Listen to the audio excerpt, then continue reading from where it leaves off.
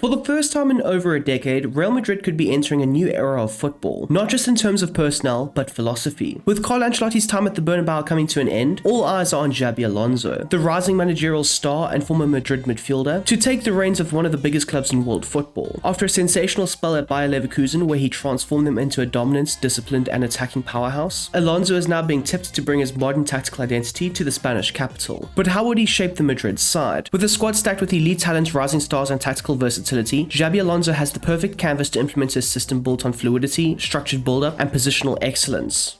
The potential formation that Xabi Alonso could implement at Real Madrid may revolve around a 3-4-3 or more specifically a 3-4-2-1, a system that allows for controlled fluidity and has a layered attacking structure, and this would be a major shift away from the traditional back four system that Real Madrid fans are normally used to. But it's not unfamiliar territory for Xabi Alonso, who's mastered the three at the back during his time at Bayer Leverkusen. At the heart of the system would be a solid 3 or 5-man defensive line, capable of initiating build-up play from deep and resisting high-pressure moments. With ball-playing defenders like Antonio Rudiger and the new signing Dean Howson, or even Aurelien Tchouameni stepping into the hybrid centre-back role, Alonso could recreate the security and passing range that he relied on in the Bundesliga. The midfield four would be the core of the team, where Alonso's identity truly shines. It's expected that Real Madrid would dominate central areas, with a mix of press-resistant controllers and energetic ball winners. Think of a double pivot that could consist of Bellingham and Valverde, with wide midfielders like Goulet and possibly Vinicius Jr. drifting into the half spaces to support the attack. And up front, the role of the striker may differ from a traditional number 9. And while Leverkusen often use a target man, at Madrid Alonso may prefer a hybrid forward, one who can stretch the pitch vertically but also drop deep to link up the play. That would be Mbappe's role. The central striker would need to be versatile, selfless, and intelligent in movements. Alonso's Madrid wouldn't just be about possession or high pressing, it would be about tactical discipline and blend defensive stability with positional brilliance and high tempo vertical attacking.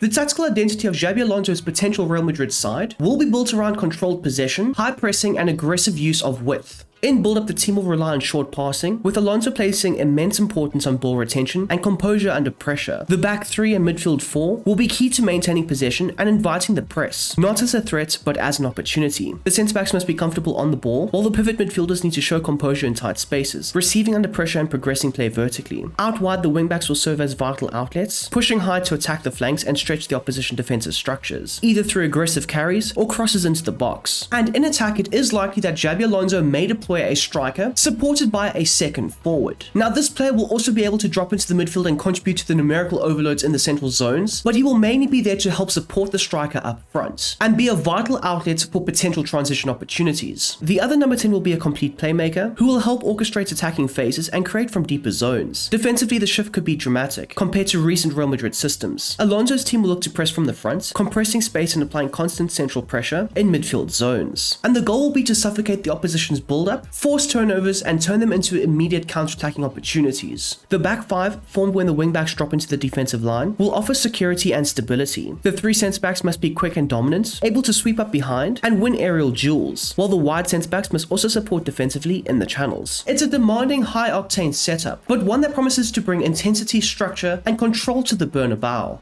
In goal, one of Thibaut Courtois or Andre Lunin will take up the balanced goalkeeper role, and this suits the Belgium keeper perfectly. Much like Bayer Leverkusen's Fredeki, Courtois won't be expected to sweep up behind the defensive line under Xabi Alonso. Instead, his focus will be on maintaining positional discipline and staying close to his line to make those crucial game-saving stops when called upon. He'll be the last line of defense, relying on his elite reflexes and composure to bail the team out when necessary. In terms of distribution, Alonso will ask his keeper to remain flexible, alternating between short passes to the centre-backs during build-up and longer, more direct balls to the attackers, depending on the situation. With Xabi Alonso, it's all about maintaining control without being predictable, and Courtois' experience and decision-making make him ideal for this measured and balanced approach. Now onto the 3 centre-backs that are expected to form the foundations for Xabi Alonso's defense, and they are David Alaba, Dean Howson, and Antonio Rudiger, with Ferland Mendy and Eder Militao providing depth, specifically to the wide centre-back roles, and Rudiger, who will be capable of operating as the central anchor. There's plenty of flexibility and experience in this setup. However, maybe one more signing needs to be made for the central defense. The 2 wide centre-backs will be deployed as ball-playing defenders. Their responsibilities go beyond just defending, as they'll be required to step into midfield during the attacking phases, offering extra passing lanes and helping progress the ball out from the back. These players will also carry the ball forward when the space allows and look to break the opposition lines with vertical passes. A key feature to Alonso's system is to bypass the pressing structures and create space higher up the pitch. The central centre-back, meanwhile, will serve as the deepest lying outfield player and will operate as a more traditional defender, responsible for sweeping up behind the wider centre-backs. But even in this role, Alonso will still demand a lot of technical quality. This player will initiate the build-up play, linking up with the midfield and launching long diagonal switches to exploit the flanks. Dean Howson specifically offers something extra in this position. He's comfortable at receiving passes in deep areas, as well as he can also look to drive forward into midfield to help create numerical overloads higher up the pitch. His combination of composure, physicality, and passing range make him an ideal fit for the central role in Alonso's back three. The two wingbacks in the system are expected to be Fran Garcia on the left and Trent Alexander-Arnold on the right, while Danny Carvajal and Lucas Vazquez offer reliable cover for the right wingback. But as things stand right now whilst recording this video, Real Madrid don't have cover for the left wingback role, and they are looking to address it in the transfer markets. So each wingback will have different tactical responsibilities that are tailor-made to fit their strengths. Trent Alexander-Arnold will be granted more attacking freedom, frequently pushing high up the pitch to join the attacking line and combine with the forwards in the final third. His creativity and crossing ability from advanced areas will be key to unlocking compact defensive blocks. On the opposite flank, Fran Garcia will have a more defensively minded role, expected to track back quickly, cover the left-hand channel, and offer stability for the team's transitions out of possession. However, both of these players will play a vital role in stretching the opposition, where they'll look to help generate the team's width and create space for the central players to operate in. Their positioning will also be crucial to the team's ability to switch the play quickly and attack the less congested areas. Now, the midfield pivot for the new manager's tactical setup is set to feature Jude Bellingham and Federico Valverde, with Eduardo Camavinga, Dani Ceballos, and even Valverde himself as backups for the left central midfield role, and Aurelien Tchouameni, Luka Modric, and Ceballos covering the right side. Valverde will look to operate as a deep-lying playmaker, tasked with dropping into the deeper positions during the build-up phase to assist the centre-backs and provide a steady passing outlet. His role will be crucial in progressing the ball forward and linking play, but he'll also have the responsibilities to cover the wide right channel when Alexander-Arnold pushes up the field. Defensively, Valverde's intelligence and work rate make him an ideal candidate to drop into the half spaces or track runners centrally. He may also be instructed to switch the play with long passes into the wide areas, especially towards Trent down the right-hand side, or possibly the advancing left wing-back. Bellingham, meanwhile, will be deployed as a box-to-box midfielder, bringing both physicality and attacking presence to his side. His ability to arrive late in the box and threaten aerially makes him an ideal fit for Alonso's system, especially when Real Madrid are pushing forward. He'll look to latch onto crosses and combine with attacking midfielders in the final third. But Bellingham also brings defensive discipline, with the ability to recover possession and track back in central zones, a vital component to Alonso's pressing scheme. And this midfield pairing for Real Madrid will be central to the team's structure. Both players possess stamina, awareness, and technical quality to operate under pressure, press intensely, and contribute in both phases of play. So the two number 10s behind the striker are likely to be Vinicius Jr. and Arda Güler. For depth, Rodrigo and Bellingham can serve as backups to the left-hand side role, while Brahim Diaz and Bellingham can also provide cover for Güler on the right. Vinicius Jr. will be deployed as a shadow striker, offering direct support to the main attacker with fluid combinations and positional rotations. His blistering pace and goal threat make him a key target in the box during attacking sequences, whether it's through crosses, cutbacks, or quick transitions. This role will allow for the Brazilian star to drift into the wider areas and temporarily occupy the traditional left wing space, and this is where he may be able to stretch the opposition's defenses and open up central lanes for others to exploit. On the other side, Arda Güler will operate as a roaming playmaker. This role is designed to give the team more balance in central areas, whilst also offering a creative outlet in the final third. Güler's ability to drop deep and link up with the midfield pivots, specifically Valverde and Bellingham, will be crucial in helping Real Madrid build through pressure. He can also look to drift out wide and create overloads down the right flank when Trent Alexander-Arnold looks to push forward. Technically gifted and tactically intelligent, Güler is well suited to this role, being both an attacking midfielder and a wide playmaker, and I believe he can become a key figure in orchestrating Real Madrid's attacks in this new Xabi Alonso system. And then there is the striker role under Xabi Alonso, who will most likely be filled by Kylian Mbappe, with Endrick serving as the primary backup. Now, the striker will be deployed as a complete advanced forward, a role that grants him the freedom to move laterally across the opposition's back line, and whilst doing so, he will look for pockets of space to exploit and make attacking runs into. Mbappe's ability to identify and attack defensive flaws will be critical in gaining an edge in the final third. However, his role isn't just about direct running and finishing. Alonso will demand from his number 9 elite holder play, as well as being able to drop into the deeper zones and help Real Madrid establish numerical superiority in the midfield during the build-up phases. And this will create better fluidity between the front 3 and midfield 4, specifically when facing up against teams that sit back in a low block. The Frenchman's explosive pace will be a central weapon in Alonso's attacking blueprints, especially when combining with the dynamic threats of Vinicius Jr. on the left. Together, their speed, movement, and transitional danger will be crucial in unlocking opposing defenses and driving Real Madrid's high-tempo, vertically aggressive style of play.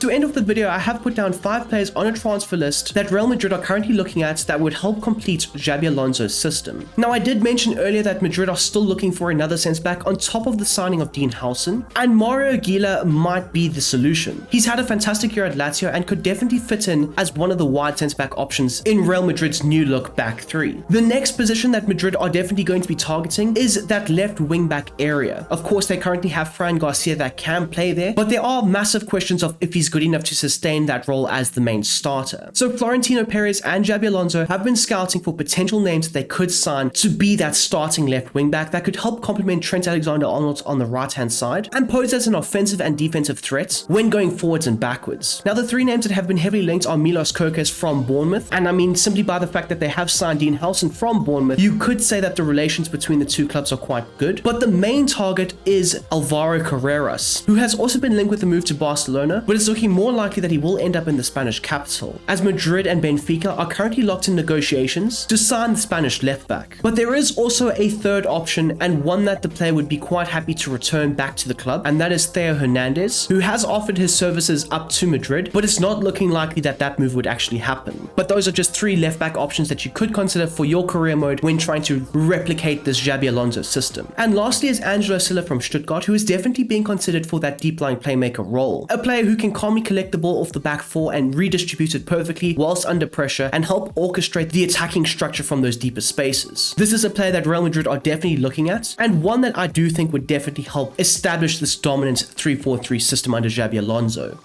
And there we go, people. That is how you can go ahead and replicate the potential Xabi Alonso tactics at Real Madrid, the 3-4-2-1 system. I do hope you have enjoyed this video, and if you don't mind smashing that like button down below, whilst also subscribing if you are new, and also comment down below, would you want to see more videos like this in the upcoming weeks or months up until the build-up of FC26 and all that good stuff? I know that some of you guys do like videos like this, so it is an option that we could consider for the channel. Now, if you would like some extra content on the side, I have started the Brom Squad Gaming Patreon, where I go and make various versions of retro tactics, and I might be adding a few other video ideas to the Patreon. So the link for that will be down below in the description. Of course, it is a paid for subscription, but it's only for those who might want the extra content. Now, right next to that description is the link for the Brom Squad Gaming Discord, where we chat everything IRL football, including FC25, FC26 in the upcoming months, and all that good stuff. So I would gladly appreciate it if you guys would join up with the Brom Squad Gaming Discord server and join in with the various conversations. Anyways, I am going to end off the video right here, right now. I've spoken far too much as it is. I hope you guys have a goddamn smashing day, and I'm out of here. Peace.